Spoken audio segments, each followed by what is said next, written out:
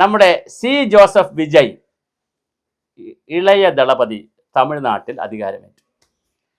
കേരളത്തിൽ ടി.വിക്ക് തമിഴ് വെട്രിക്കഴകത്തിൻ്റെ മുന്നണി അല്ലെങ്കിൽ പാർട്ടി വരാൻ പോകുന്നു എന്നൊരു ഊഹാപോഹം വന്നു.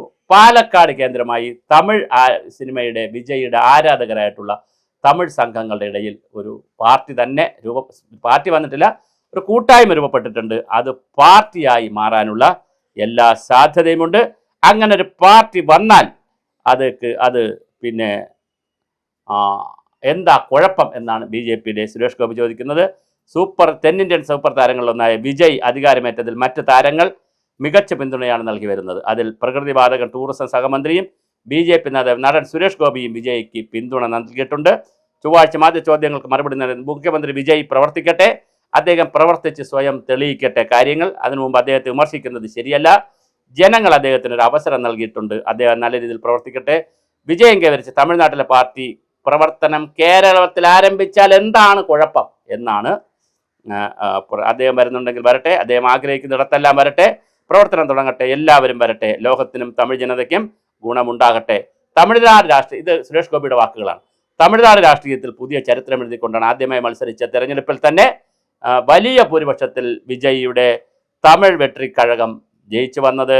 DMK ADMK പാർട്ടികളുടെയും BJP പോലുള്ള ദേശീയ പാർട്ടികളെയും എല്ലാം ആധിപത്യം ഇല്ലാതാക്കിക്കൊണ്ടാണ് 108 സീറ്റുകളിലാണ് ടി.വിക്ക് ജയിച്ചത്. കോൺഗ്രസിൻ്റെയും ഇടത് പാർട്ടികളുടെയും മുസ്ലിം ലീഗിൻ്റെയും BCKയുടെയും മുസ്ലിം ലീഗ് IUMLൻ്റെയും ഒക്കെ പിന്തുണയോടുകൂടിയാണ് ടി.വിക്ക് സർക്കാർ രൂപീകരിച്ചത്.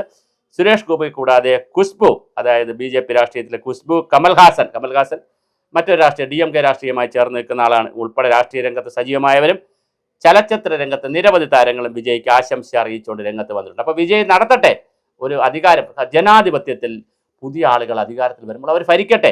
കാരണം ഞാൻ വീണ്ടും പലപ്പോഴും പറയുന്ന പേരാണ് ആസാം ഗണ പരിഷത്ത്. പല ഘട്ടവും നമ്മൾ പല വീഡിയോയിൽ പറഞ്ഞിട്ടുണ്ട്. പ്രഫുല്ലകുമാർ മോഹന്ത ഒരു പ്രാവശ്യം അവിടെ ഭരണത്തിൽ വന്നില്ലേ, പിന്നെ അതുപോലെ അരവിന്ദ് കെജ്രിവാൾ ഡൽഹിയിൽ ഭരണത്തിൽ വന്നില്ലേ. പുതിയ പാർട്ടികൾ പലയിടത്തും വരും. അതുപോലെ വിജയുടെ തമിഴ് വെട്രിക്കഴകം അവിടെ പ്രവർത്തിക്കുന്നു. അതിനൊരു പക്ഷേ കേരള ഘടകം ഉണ്ടായാലും അത്ഭുതമില്ല. അങ്ങനെ കേരള ഘടകം ഉണ്ടാവുകയാണെങ്കിൽ ഇപ്പോൾ ADMKക്ക് കേരള ഘടകമുണ്ട്, DMKക്ക് കേരള ഘടകമുണ്ട്, എല്ലാത്തിനും ഉണ്ട് കേരള ഘടകം. ചെറിയ പാർട്ടിയാണെന്നേ ഉള്ളൂ, അവർ മുന്നണിയിലൊന്നും ഇല്ലെന്നേ ഉള്ളൂ. പക്ഷെ അവരുണ്ട് ഇവിടെ കേരളത്തിൽ, പ്രത്യേകിച്ച് പാലക്കാട്, തൃശ്ശൂർ കേന്ദ്രമായ തമിഴ് വിഭാഗക്കാർ കൂടുതലുള്ള സ്ഥലങ്ങളിൽ. ഈ പിന്നെ ജയലളിതയുടെ ആരാധകർ ADMK തുടങ്ങി, DMKയുടെ ആരാധകർ DMK പാർട്ടി തുടങ്ങി, അങ്ങനെ പാർട്ടി ഉണ്ട് ഇവിടെ. അതുപോലെ വിജയുടെ ആളുകൾ തമിഴ് വെട്രിക്കഴകം VTK എന്ന് പറയുന്ന പാർട്ടി കേരളത്തിൽ തുടങ്ങാനുള്ള സാധ്യത വളരെ കൂടുതലാണ്. അത് വലിയ തോതിലായിരിക്കും കേരളത്തിൽ നടക്കാൻ പോകുന്നത്. അതും വന്നാലും ഒരു കുഴപ്പമില്ല, വരട്ടെ, പുതിയ ആളുകൾ ഭരിക്കട്ടെ, പുതിയ ആളുകൾ വരട്ടെ എന്നാണ് BJPയുടെ നേതാവായിട്ടുള്ള സുരേഷ് ഗോപിയുടെ അഭിപ്രായം.